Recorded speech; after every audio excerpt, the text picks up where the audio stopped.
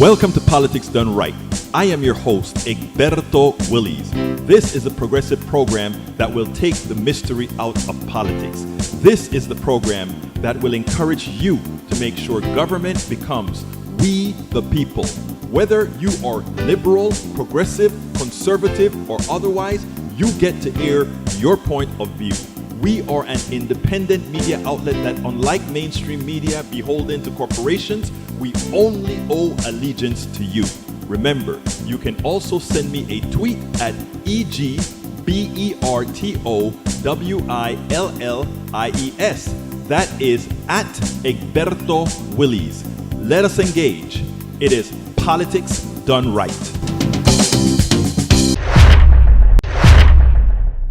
Well, folks, welcome to one more edition of Politics and Random. Egberto Willies, your host. Thank you so kindly for being a part of the show. We are going to have a great show for you today. How are my peeps doing? I trust everybody's doing just fine today. Anyway, welcome aboard. First in the queue is Yvette Avery Herod, our wonderful union activist out of Atlanta, Georgia. How are you doing today, our beautiful Yvette? Likewise in the house is Michael Rudnin. And yes, Rudnin, I got your message to make sure to put that link in the blue sky, and it's there. Welcome aboard from Brooklyn, New York, is Michael Rudnin. From Houston, Texas, is Patrick Magner. Meow, he says. And of course, we have also in the house, I'm scrolling down, El Senor Paul Fleming from Powder Springs, Georgia, and Lee Grant from Montgomery County, Texas. Eric Hayes from Atascocita, Kingwood. How you guys doing today? Anyway, folks, we're going to have a great show for you today.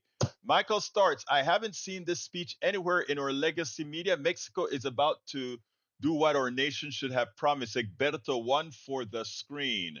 All right, let's go ahead and get that for the screen.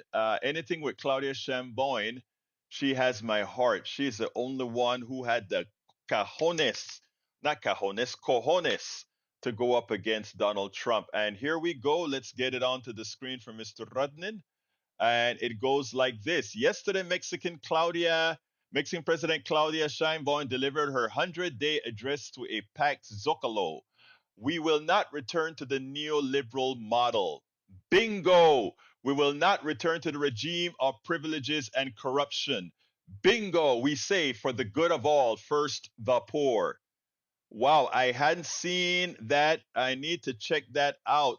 Hey, Rudnin, put the actual link to the speech in the chat because I'd like to. Is it in Spanish? I imagine it would be in. Of course, it's in Spanish. Yeah, put that link in there. But I love that. We will not return to neoliberal model. The problem is since 1980, we have been full-fledged neoliberal. Biden did a little slight, not a detour. He did a little bend. But we have a lot of work to do, folks. We've got to kill neoliberalism because neoliberalism is killing us. I repeat, neoliberalism is killing us. And the problem with the form, we have perfected neoliberalism in such a form that even those that neoliberalism is killing, they are the biggest protectors of neoliberalism. It's a shame, but it's the reality. If I start to talk about progressive values with a lot of the folks who vote, they'll start saying, oh, we don't want communism, not understanding the true concepts. Neoliberalism must die. All right, continuing. Salon, why the legacy media suddenly sound like Bernie Sanders? Bernie Sanders was right. Democratic political strategist James Carville finally admits. I think Senator Bernie Sanders has somewhat of a point. There are things Sanders favored that we could have put more front and center. The comment itself was not shocking. It is shocking to me. I didn't hear that, by the way. But the messenger was exactly coming from the master triangulating neoliberalizer who worked for Clinton. Bernie would have crushed Trump. A real populist always does against a fall populist. Reminds me of Jimmy Dore back while he was with TYT so many years. The Democratic Party would rather lose to a worse Republican than with a progressive because that's what their corporate donors want. And you nailed it. Neoliberalism is promoted from centrist Republicans and centrist Democrats, from mid right wing Republicans to sort of mid left wing Democrats. Unfortunately, the folks that really would support, forget about the ideological stuff and the social stuff. But when it comes to workers and that sort of stuff, the true folks on the right and left, believe it or not, have a tendency to coalesce. And you know how I know that? I went somewhere and this right winger, no, it was on my show, Politics on Right, on the radio at KPFT 90.1 FM. The guy was shocked, a part of my program today, talking about the corporate structure. Anyway, we'll talk about that later. So that is correct, folks. All right, second item from Michael Rudnin. The advocate, New Jersey Democratic State Senator Paul Sarlo, called trans women and advocates for sports ban. History shows that targeting transgender sports is often the first domino in a larger torrent of anti trans legislation. These attacks rarely stop sports. They tend to spiderweb into every aspect of gender people's lives, from healthcare to legal recognition to public. One could hope that the solution to corporate Democrats is the primary challenge with anti corruption progressives who can focus messaging about rooting out corruption. And we should not even have trans on our tongues. We shouldn't even have trans on our tongues. Progressive activists. We should have trans to protect all. We should have trans, gay, all those things for protection. But when it comes to policy, we need to hit it hard with the appropriate messaging. All right, let's see what else we got here. Representative Maxwell Frost from Paul Fleming.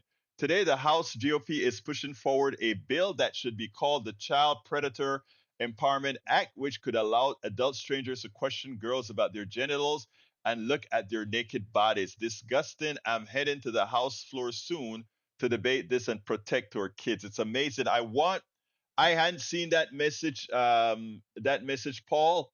If you have a link to it, when you post those things, could you please post them with links as well? That's an important link. You see what they do with trans and try to make trans something that it isn't? We need to use that stuff about what they want to do with kids' naked bodies and actually turn that into a story. What they want to do to your little girls. Let's get that link if I can, my dear brother Paul Fleming. Trump's inaugural fund is on track to rake in over 200 million in donations by January 20th. Some of the biggest donors are corporations facing federal investigation, including Amazon, Meta, and Goldman Sachs. Not surprising at all. Paul Fleming says the Pam Bondiv confirmation hearing is becoming an exercise in defaming DOJ. Yes, it is.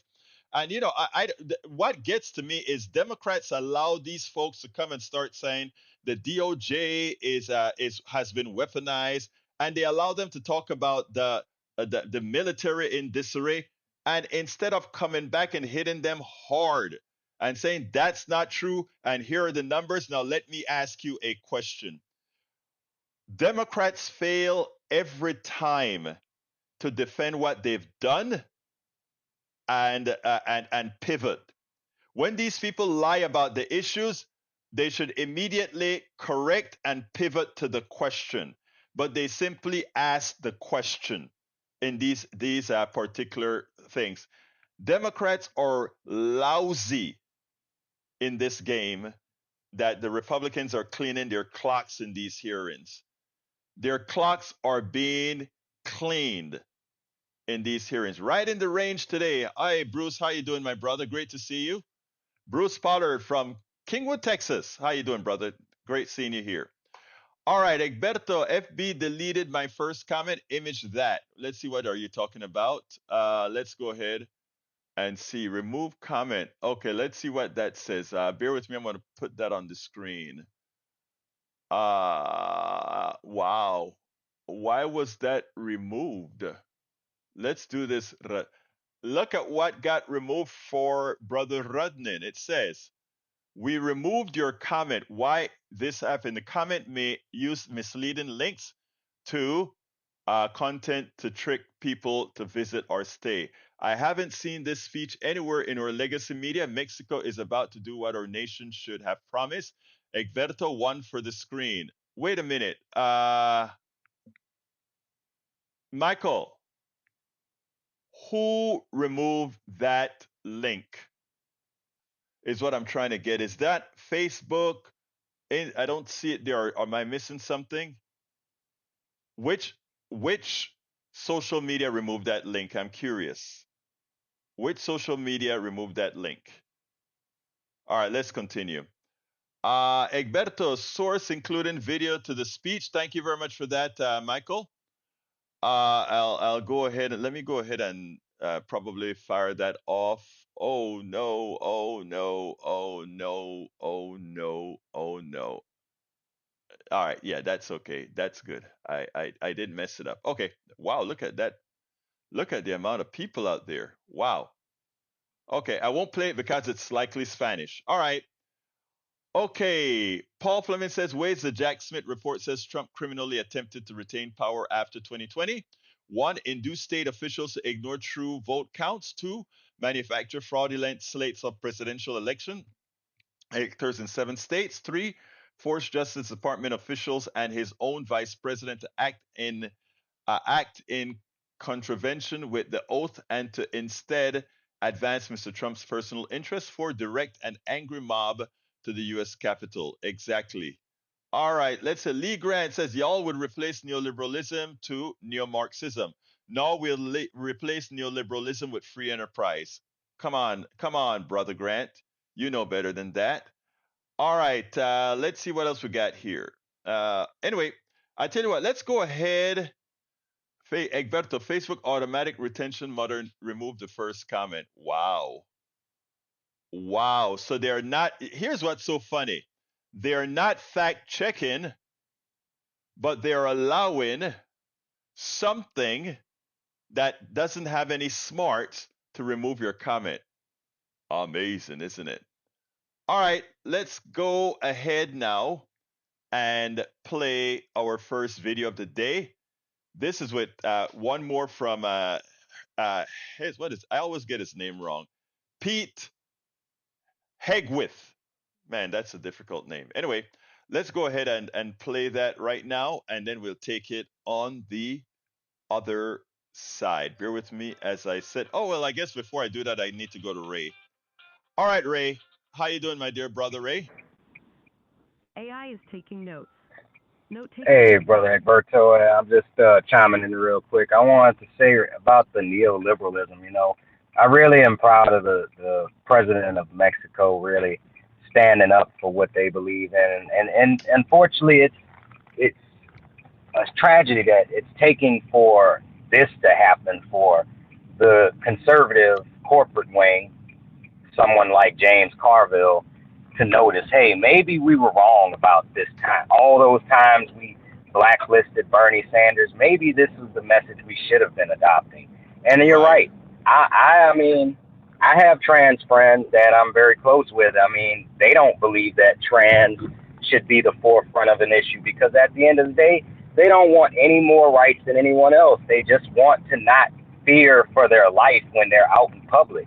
I mean, That's you it. nailed it. They want to feel like a citizen that belongs in this society, that isn't ostracized constantly. And to your point about neoliberalism, I see people like Stephen A. Smith, for instance.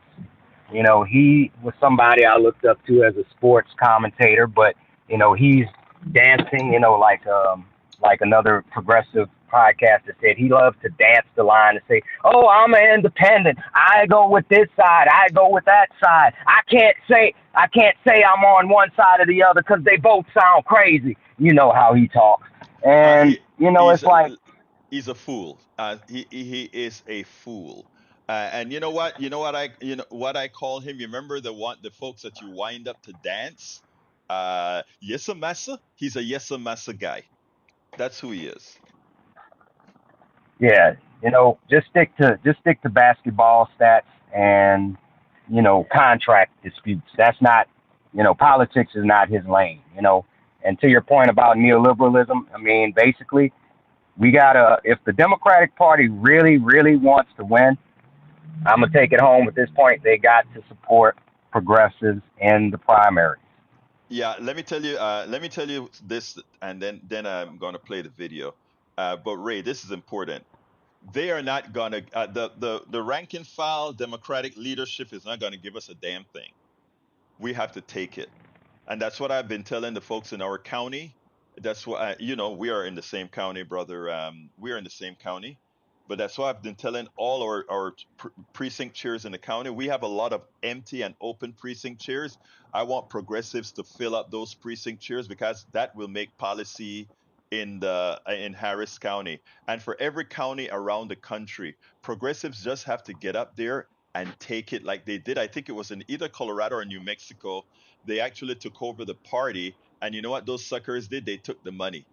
They took the money out of the thing after we took over one of the parties in, I think it was New Mexico or Colorado. I don't remember which one it was. The progressive actually was a DSA, I believe, that took it over. And that is exactly what we have to do. Take over the party, county after county, and then make sure that we elect progressives at the table, because then progressives will win. But thank you, my brother. Thank you, bro. I'll be watching. Take care. You have a good one. All right, folks, I want you to take a look at what Elizabeth Warren, how she took very good care of that incompetent, failed upward person. So let's go ahead and do that, and so you can hear what we're talking about. Once again, Elizabeth Warren did not disappoint. At the hearing for Defense Secretary, Elizabeth Warren got to a core issue with regards to the grifting that the Trump administration is always used to. Now, Trump is going to get his guy, Pete Hegseth, he's going to get him. He likely will get confirmed. And my contention is probably he won't last, but I don't know that Trump wants or needs him to last. My hunch is he's going to get into that position, learn a few ropes in that position, and then immediately go ahead and work for defense contractors, having all that inside information that defense contractors pretty much want to know. In other words, go there, implement Donald Trump's policies or start the implementation of the policies, move on over to the defense contractor, give them the heads up, and then immediately, there you go, you're marketable. And you know how you know that? Elizabeth Warren did a very important thing.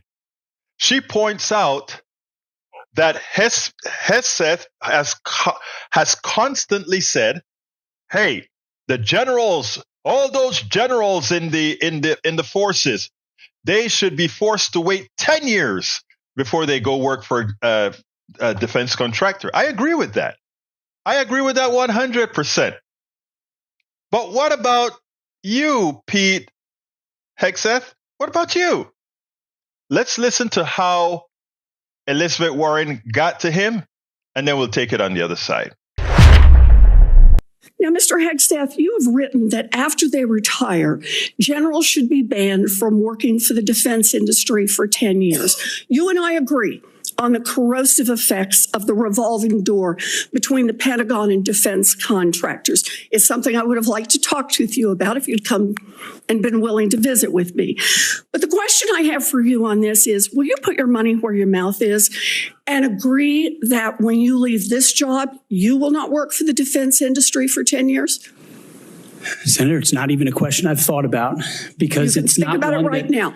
It's not one. My motivation for this job. I understand that. I just need a yes or no here. Come next. Time is short. I just need a yes or no. I would consult with the president about what the policy should be at the Defense Department. In other words, you're quite sure that every general who serves should not go directly into the defense industry for 10 years. You're not willing to make that same pledge? I'm not a general, Senator. You'll be the one. Let us just be clear, in charge of the generals. So you're saying sauce for the goose, but certainly not sauce for the gander? I would want to see what the policy of the Oh, I'll president is. bet you would. Thank you, Senator Warren. And that is the issue. Think about what's happening there. If you are that person that is serving the country, you are the person that's putting your life on the line, right? You don't have to go ahead. You have to wait before you kind of make money on your experience with the defense contractors. But moi, I am the head guy. I'm the guy on top. I am the plutocrat. I am the oligarch, or I will be the oligarch. So when I leave government, I can go ahead and work for the defense contractors, not to worry about time. And you know what is sad about it? That it is, these guys think that this is so normal that they don't even have to lie about it and say, oh, well, I won't work for 10 years, even if they go against their word later on. They don't even have to lie about it because there's something within them that they want you to know that they can do as they please. That is why Donald Trump is stuffing nominees that are unqualified through the system, just to show if I want to do it, I can do it, and I will do it. Yeah, Hegseth will be a failure. The people under him, the state, they'll be the one running the department. But again, he'll be the one getting the spoils. It is funny. What Donald Trump seemed to not realize is, as he put all these incompetent people into power, it is the administrative state that they always complain about that is actually then going to run the government. Because think about it. Hegseth telling a general what to do, the general says, "Oh, okay," and then he goes do whatever he wants. Hegseth doesn't know what the ASEAN countries are, and the general tells him, "Ah, well, we're gonna do X, Y, Z." He says, "Oh, okay." Again, there's a penalty for having a dumb set of leaders. We saw it when we had Donald Trump and how he next assassinated over 1 million Americans because of what he allowed to occur with COVID. And it goes on and on and on again. Anyway, new subject. Topic that I want to cover is, before that, let me see what you guys are writing. Forgive me. May Wood is in the house from Long Beach, California. How you doing, May? Great to have you here. Let's see what else we have. Welcome aboard, Mike Cisak. Great to see you here, folks. Who else is in? Let's see.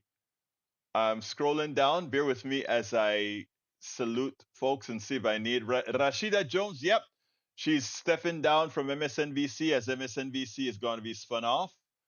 Paul Fleming from Alivelchi breaking. Multiple sources are reporting that a ceasefire for hostages deal has been reached. Yep, we covered that. Para ver, wow, I had a lot of messages here. Okay, AVQ says Trump's negligence is responsible for 400,000 American deaths during the COVID epidemic, not the whole million plus who died. I am going to blame, let me put it this way. Had we not started the ball rolling, my contention is we could have nipped this. Let me give an example. Places like Panama, we didn't have the vaccine and all of that. But what we did is we knew that people had to cover up, people had to protect themselves, people had to mask up. And we masked up. We look at Australia, we look at New Zealand, all these people that did the right thing where we didn't have the mass casualties. Yeah, Italy went through the roof with almost destroying their healthcare system because they just didn't know it was new. By the time it got to all these other places, they could have done much more.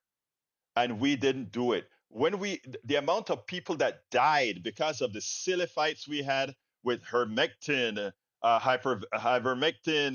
and whether masks should be masked or not, or whether we should shut companies down or not.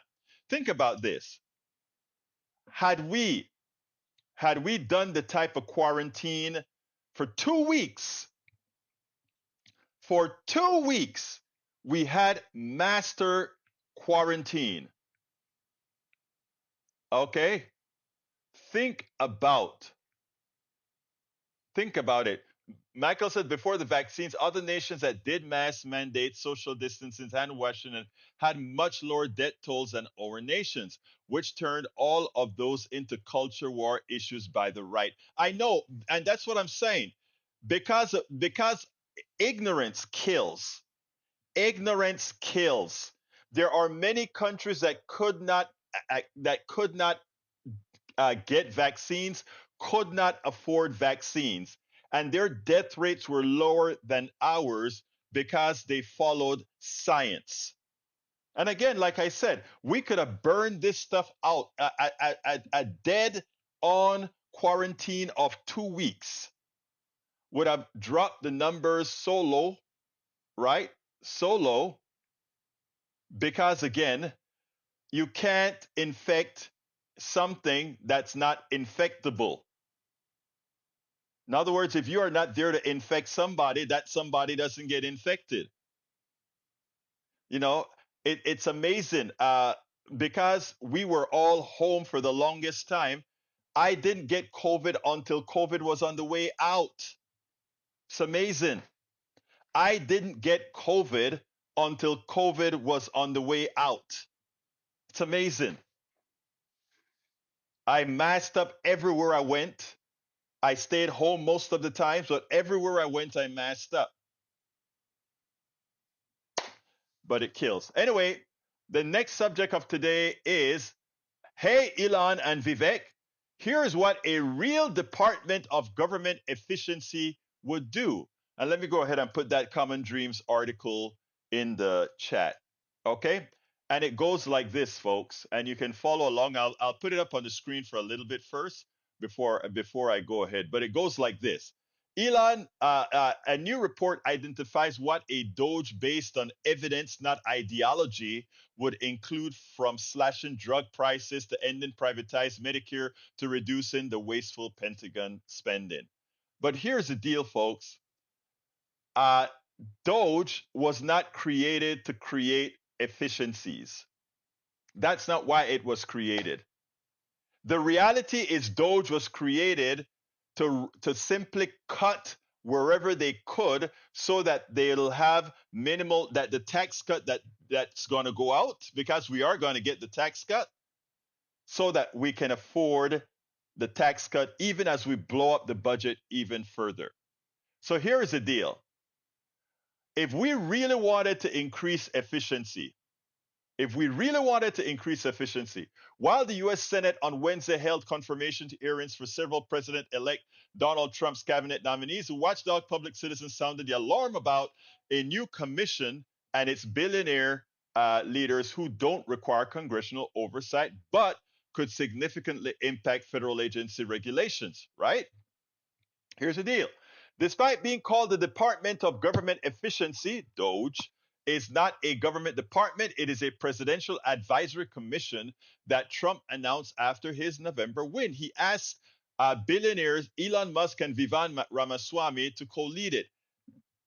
You know, it is like the blind leading the blind. Public Citizens co-president Lisa Gilbert, and I know Lisa personally, and Robert Wiseman on Monday wrote to Trump's transition team asking to join DOGE. While their group has concerns about the commission structure and mission, including potential conflicts of interest regarding Musk and Ramaswamy's financials, the watchdog leaders made the case that they could serve as voices for interests of consumers and the public who are beneficiaries of federal regulatory and spending programs. The pair highlighted that their appointment would be an important step towards compliance with the Federal Advisory Committee Act and outlined some ideas they have to slash drug prices, end privatize Medicare, reduce the wasteful Pentagon budget. Wiseman expanded on the group's recommendation in a Wednesday report titled DOGE Delusions, a real world plan to reject Elon Musk's and Vivek Ramaswamy's misguided agenda, crack down on corporate handouts, tax the rich, and invest for the future. Every sign from DOGE suggests that it aims to use efficiency as a cover to shrink government, benefit corporations by cutting regulations, and advance a predetermined ideology. This report identifies what an efficiency agenda based on evidence, not ideology, would include, from slashing drug prices to ending privatized Medicare to reducing the wasteful spending. Few would argue with the purported goal of government efficiency, but there are nothing efficient about hitting a predetermined target for spending cuts, least of all one that is infeasible, nor is there anything efficient about ideologically driven notions of shrinking government. It's a 35-point report, but anyhow, let's get off the phone. You guys can read that one on your own. But the thing that we have to get into our head, right, is that the government isn't overspending on social issues, on human-based issues. If you want to know where the government is overspending, it's things like building rockets and building bombs and all these things that Israel uses, Ukraine uses, all these things. And not only building these bombs, but building these bombs and these products at a premium. In other words, we are paying orders of magnitude more for these products than they are worth, than they actually cost, right? That's what we're doing. But above and beyond that, that is money that doesn't get recirculated into our economy. Let's look at it in a different way. If we got rid of Medicare Advantage, right? We could give traditional Medicare for free. In other words, if we got rid of Medicare Advantage, the 20% I should say for free, for the cost of just what it costs people with Medicare, with standard traditional Medicare Part A, where you pay, I mean Part B, that you pay a certain amount of your Social Security for. All right? If we got rid of Medicare Advantage because it costs so much more than traditional Medicare to the government, not to you, to the government, we could get rid of the 20% requirement that Medicare doesn't pay. We could actually pay it. Think about that. That's number one. Number two, if we took the drugs away from those who are ripping us off, in other words, let's give an example. Most of the drugs on the market, their precursors didn't start at corporations.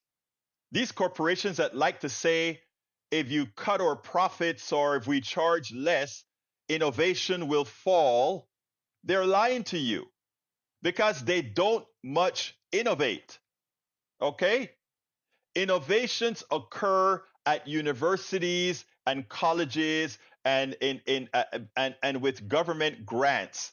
That's where innovation comes from. In fact, the people who do the innovation, guess what? They don't get paid dividends. They don't get paid the big profits. It's the parasites, the executives of the corporations and the shareholders in the corporations who simply sit back at their pools, their luxury apartments, and they're the ones that make the profits. They're the ones who get the bonuses. But your engineers, your scientists, they are not the ones who partake of making those big, humongous profits. They're lying to you. So therefore, if DOGE really wants to work right, we can say, okay, let's start following the chain of how a drug is developed. Precursor, a patent being assigned to, let's say, the scientist or whatever, the corporation buying that patent and finishing the work, All right, let's divide up all how this work has been done. And let's start throwing a lot of those monies, the profits that come from these drugs, right back into the government coffers, because after all, we paid for it. Okay? I see that Brother Rudnin came up with something here where the title is, Do Large Pharma Companies Provide Drug Development Innovation? Our analysis says no. And I've reported on this several times before. Let me just put a little bit on the thing. Thank you for that, Brother Rudnin, because some of our right wingers would start talking as if they believe these big pharma companies do things. Here it goes. Large pharmaceutical companies oppose legislation being considered by Congress to lower price of prescription drugs, reducing its revenues. To test the claim, we examine. Let me back up. If they says reducing their revenues, they contend will reduce the investment in drug development and the discovery of new medicines, thus lead to a decline in drug innovations. To test that claim, we examine the provenance of the highest selling prescription medicines, Pfizer and Johnson, the two largest pharmaceutical companies and biotechnology companies in 2018. We found that these large pharmaceutical companies did not actually invent most of the drugs they sell. Indeed, it appears they have already reduced their investments in the discovery of new medicines to the point where the threat of additional reductions rings hollow and is no longer a persuasive reason for opposing legislation. Pfizer and J&J annual reports identify the medications that account for most of each company's sales of prescriptions. We gathered information on the discovery and early development of these products. And you know what it generally shows? It generally shows that we developed the products, but I'm not going to finish reading it. Michael Rudnin has the link inside of the chat. You can see it there. So as it turns out, folks, we are constantly lied to about who actually developed our drugs. And even when a company says, well, we developed this stuff, or we found this DNA, or we found X, Y, and Z, it turns out that even that precursor has generally been funded by your tax dollars. And then when it's time to now done with it. Okay, thank you very much for that, brother AVQ. Put it on FB and see if it'll work inside of YouTube as well. So, folks, understand that we are being hoodwinked. Now, it's not only in the efficiency of what we do that we're hoodwinked, it's in things like the oil that we get on public lands. They pay a small licensing fee or what do you call, not a license, a royalty or whatever, but the big corporations get the spoils.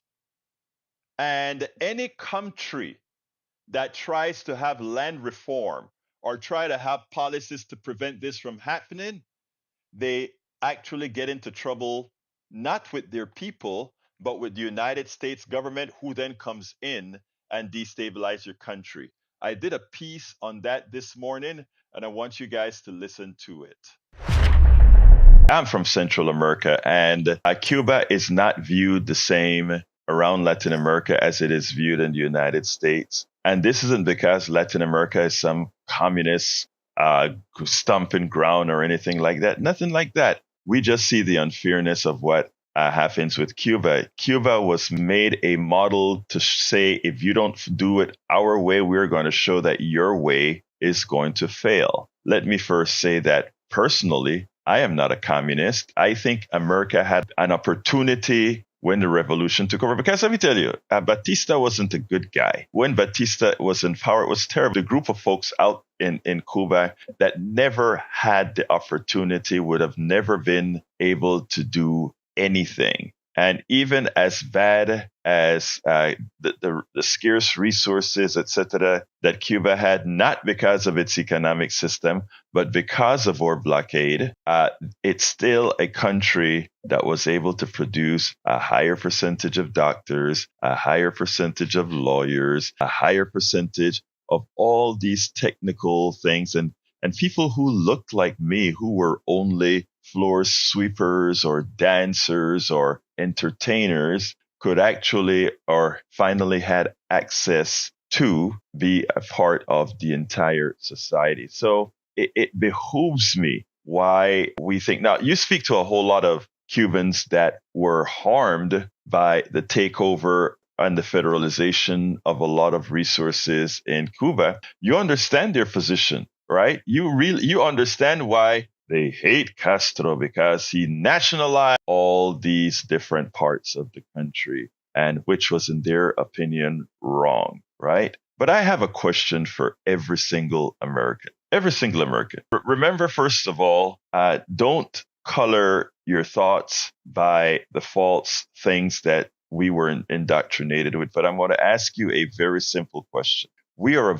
very large country. This country has a lot of natural resources: oil, uranium, carbon, a lot of rare metals, even though it's not spoken about a lot, lithium, a ton of stuff. This country has a lot of it on public lands, a lot of it on private lands. This country does. And my question to all of you is, why is it fair that something that was placed into these soils that gave this country ample resources, why is it that we have an economic system that allow a few to capitalize on that? In other words, on public lands where oil is drilled for, corporations who drill for that oil, they use it at will. They pay a small, and notice what I say, it's small fee for access to drilling and exploiting that fuel. But all those resources go to the shareholders, who generally are wealthy. Why is it that if you are wealthy enough to have purchased or ceded land, remember, a lot of these lands were back in the 1800s, early 1900s. The government just allotted land to people. And, a lot of these people, the land that they were allotted, they got what's called mineral rights for that land as well. So the fact that the government gave them land to expand the country, land that effectively wasn't theirs, and restricted who actually got the land, whom then became wealthy. Why is that fair? Let's look at West Texas. Look at the few families that own those humongous ranches, some of them larger than city, with all the resources that's under that land. What makes it fair that ceded them that land, give them ultimate power in Texas? And this is something that can be replicated in Montana, Dakota, and all these other states.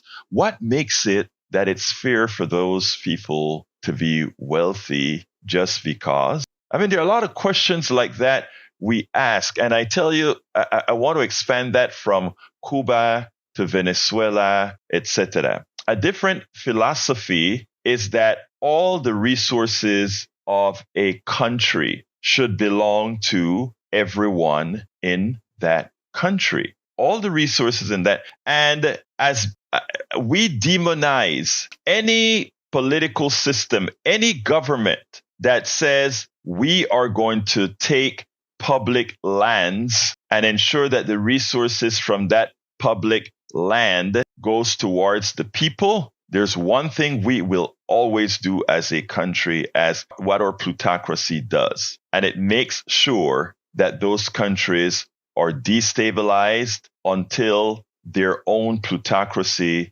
takes it over. That happens with Venezuela. That happened with Cuba. That happened with Guatemala. That happened with El Salvador. That happened with Haiti. That happened with Dominican Republic. So, and to put it bluntly, that happens to every country south of the border. Every country south of the border. We will not allow a government to exist that talks about land reform and talks about giving wealth of the land to the people. And it's understandable, because the biggest fear is that we here in America are some of the ones that have been, yes, we're a rich country because we have we're a manufacturing country, especially after World War II. The world depended on us for our manufacturing base, etc. But my friends, my brothers and my sisters, suppose we saw another country, albeit a smaller country, who decided to democratize its natural resources. In other words, acknowledging that the natural resources of that country, that territory, belong to the people of that country, of that territory, and allocated it as it should. Imagine if Americans got that into their psyche, that all these companies that are mining on public lands that belong to us all, that income from those resources after expenses to those who exploit it should really be going into the coffers of we the people. Imagine if we got that notion and understand what our true worth should be. Imagine we wouldn't have to talk about redistribution of monies from the wealthy through taxes, because we would have started from a position of fairness, that the resources of that country should belong to those in that country and not to the few who have the capital to exploit it. Imagine. And one of the things why we don't allow critical thinking in our country, why we always try to demonize progressives who try to put these messages out, is because suddenly people start to realize, oh my God, we have been had. We don't want anybody else to see countries that decide to have a democratized economic system. We don't want that. A democracy, we have a popular democracy for things that are marginal, but our economic system is sure not a democracy. The exploitation of our resources, they're sure not a democracy. And the biggest fear of our plutocracy is that somehow Americans wake up and realize that they've been had. Exactly. That's the biggest fear of the plutocracy, that Americans wake up and say, oh my God, why is it that we work so hard? And Americans are some of the hardest workers on the planet. And I'm not kidding you. Americans work very hard. And to hear that, wait a minute, why is it that every year we take a look at the pie, and the pie for the vast majority, 90% of us, is shrinking, shrinking, shrinking, as the guys like Elon Musk command $400 billion. He didn't make it. I say that every day. I will continue to say it all of the times. These billionaires didn't make it. And for those of you who say that's wealth envy, that's not wealth envy. That is self-preservation to prevent the extraction of your wealth, your worth.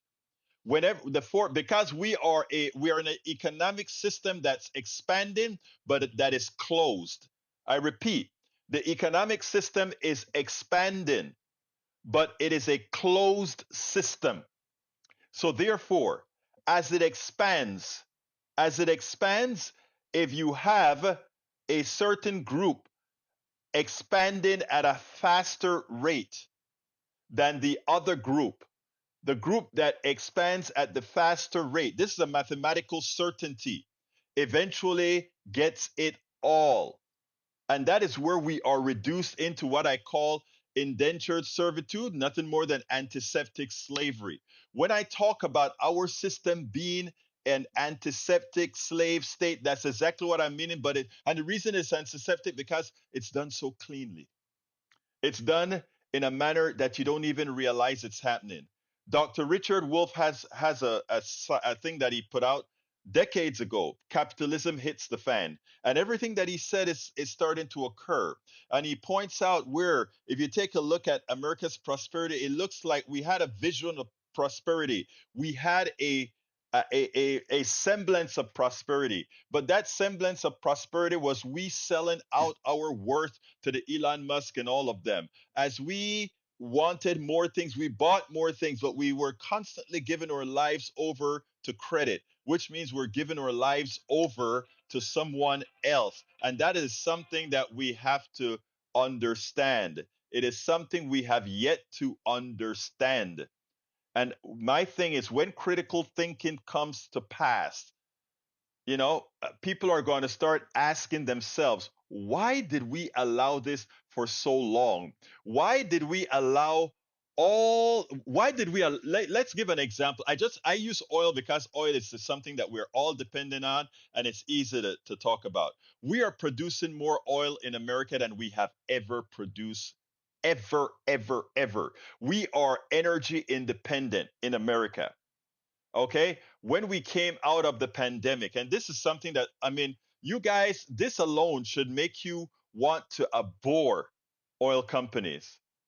We were pumping more oil than anything else, and because of that, the United States oil men and others went to it went to Saudi Arabia and other oil producing countries and say, hey guys, shut the spigot.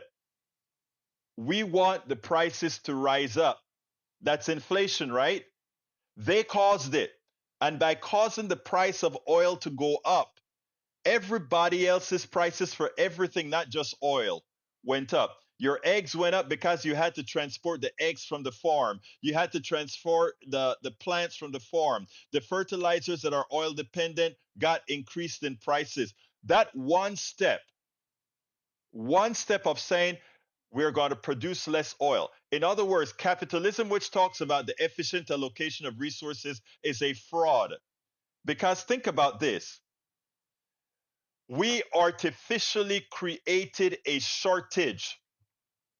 I repeat, we artificially created a shortage that caused prices to go up, and the people who are beneficiary of those price rises were the executives and the shareholders, not the average American. So they decided they wanted to take more money out of us.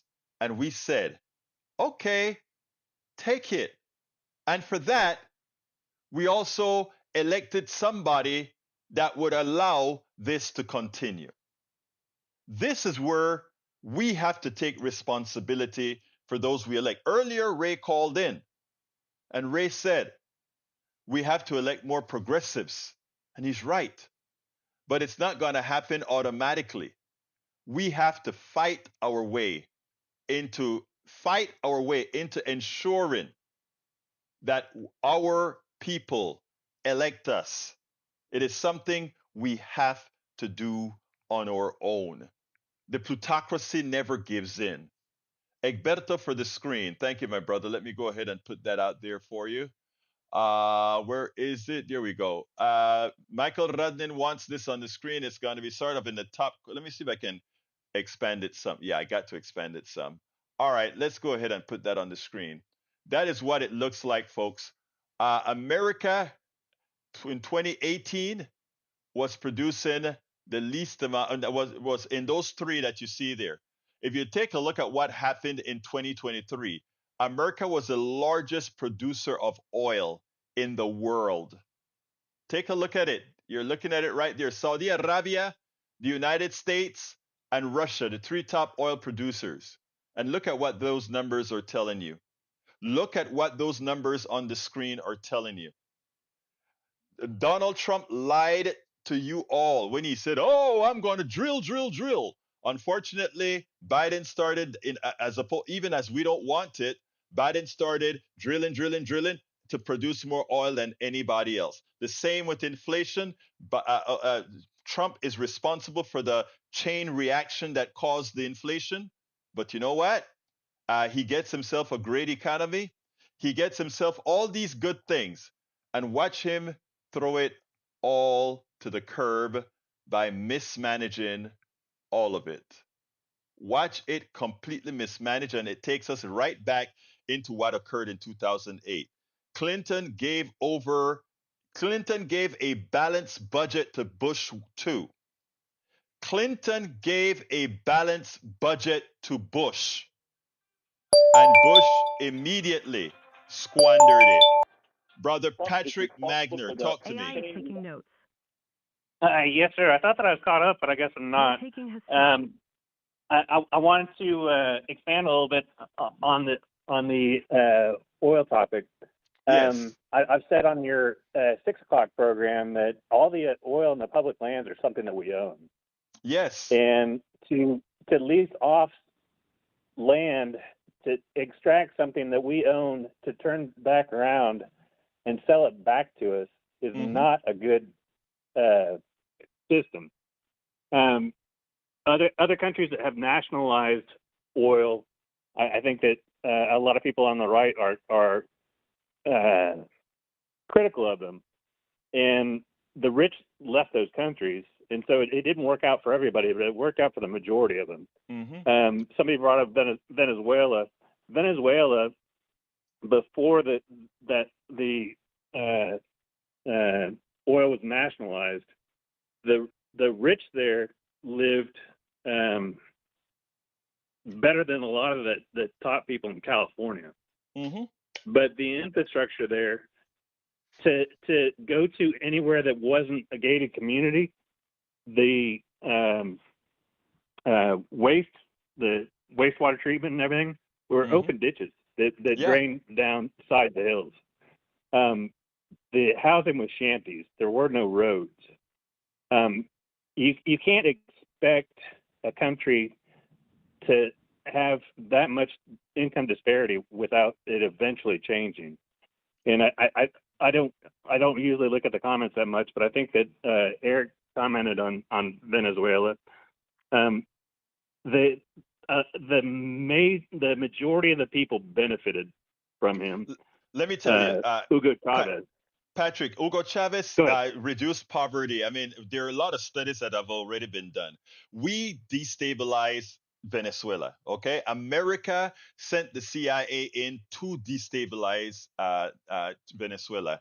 When Carlos Andrés Pérez and all these folks were in charge of Venezuela, it was an oligarchic society. It was a democracy, but an oligarchic democracy. And the same thing that's happening here happened there. The wealthy took over. The wealthy got everything. And he reduced poverty. Now it's a shambles because America did the same thing that they did to Cuba. They're doing to Venezuela. So it is a complete, sabotage.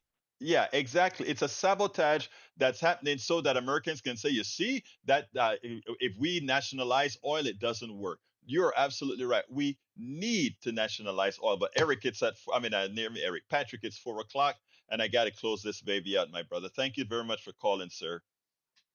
All right, have a great day. You too, my friend. All right, folks, I got to close out. But before we close out, I want to ask everybody to consider becoming supporters of this program. As you know, it's not just this program on the internet. It's also on KPFT, 90.1 FM in Houston and around the country. It's also, it also covered, we write books, articles. This is an entire progressive enterprise, and what we're asking all of you who have the wherewithal to do so is to please support us. The easiest way to support us right now is to support us on Substack by becoming a paid subscriber. And how can you do that? You can do that by going to politicsandright.com/newsletter. That is politicsandright.com/newsletter, and go ahead and support us however you can. Alternatively, you can become a patron by going to politicsandright.com/patreon. politicsandright.com/patreon. If you are watching us directly on Substack, you can go ahead and sign up, go ahead and become a paid member directly from your application. But anyway, folks, we need your support. We cannot do this without you. Remember, anybody who becomes a paid subscriber of Politics Done Right on Substack or on Patreon or anywhere else, you get full access to our books online. If you take a look at this, you know what? Maybe I can take 1 minute to show this real quickly. Well, actually, I don't have the time. I'm running out of time. So, but again, you can read our books and everything directly on our Substack, our newsletter. So please consider becoming a paid subscriber today. We can actually get it done. My name is, thank you all, love you all. My name is Egberto Willies. This is Politics Done Right. And you guys know how I end this baby. I am what? Out.